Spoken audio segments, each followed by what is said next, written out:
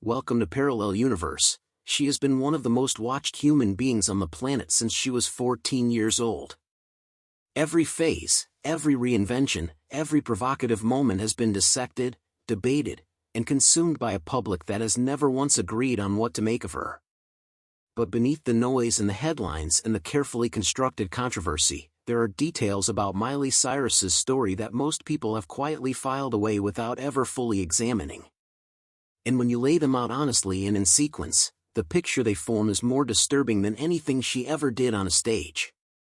Miley Cyrus was born on November 23, 1992, in Franklin, Tennessee, the daughter of country star Billy Ray Cyrus. She was cast as Hannah Montana at 11 years old and by 13 was one of the most recognizable children on the planet.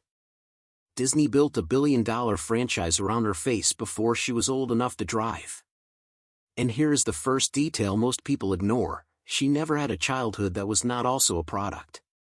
Every friendship, every family moment, every awkward teenage experience happened under the supervision of a machine designed to monetize her likability.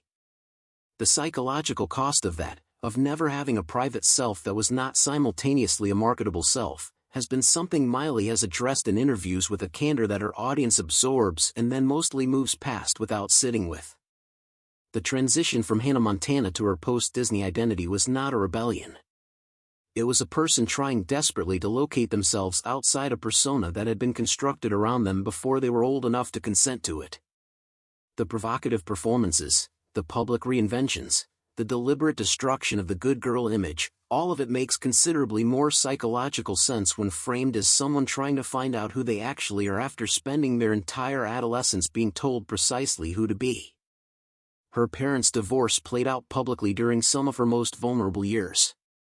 Her marriage to Liam Hemsworth, which she had navigated publicly since her teenage years, ended in divorce in 2020 after less than a year of marriage. She has spoken about substance use during her darkest periods with a honesty that is either brave or troubling depending on who is listening, and the fact that it is hard to tell which says something uncomfortable about how the world processes confessions from women who were once child stars. The detail that disturbs most when examined closely is not any single moment. It is the systemic one. Miley Cyrus was handed to an industry as a child, shaped into a product, and then criticized relentlessly for the psychological consequences of exactly that process.